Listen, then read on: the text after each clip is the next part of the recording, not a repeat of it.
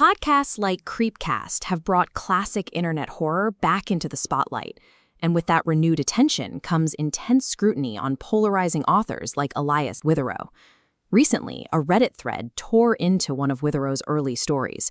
Readers condemned the piece, criticizing its brutal and highly specific depictions of child violence as cheap shock value.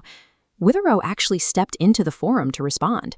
He explained that those early, graphic stories were a coping mechanism, a way for him to mentally purge the trauma he experienced growing up. Audiences often want tidy lore and entertaining, palatable fiction. For the author, however, writing the story was a messy, necessary psychological release. This friction between an audience's expectations and an author's raw expression frames Witherow's most heavily debated creation, the monster known as Tommy Taffy.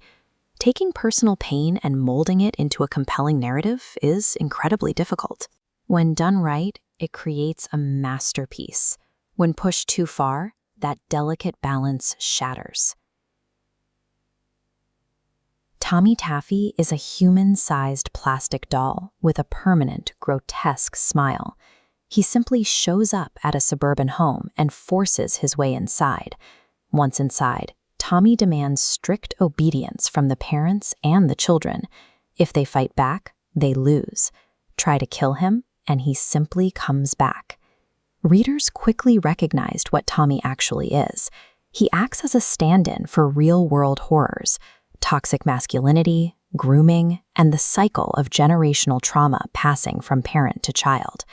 His physical invincibility mirrors the reality of domestic abuse.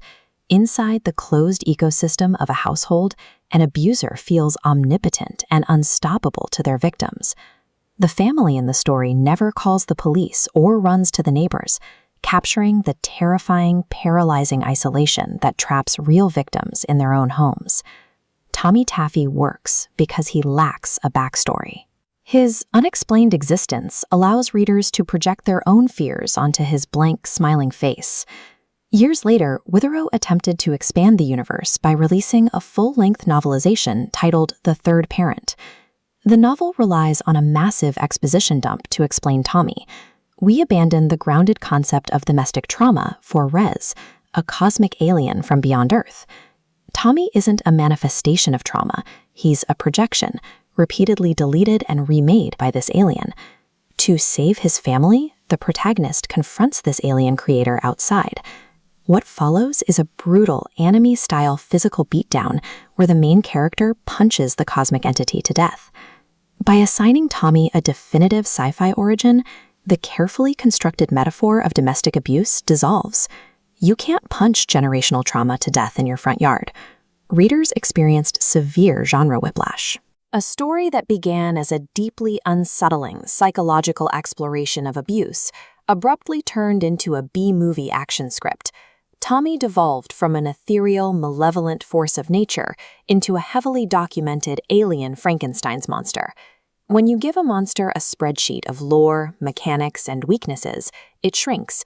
It becomes something you can understand, categorize, and ultimately defeat. Fear relies on ambiguity. Blank spaces in a narrative force the human mind to project its own deepest, highly personalized anxieties into the dark. Real terror doesn't come from knowing a creature's cosmic origin or biological makeup. It comes from the horrifying realization of what that monster represents in our own lives.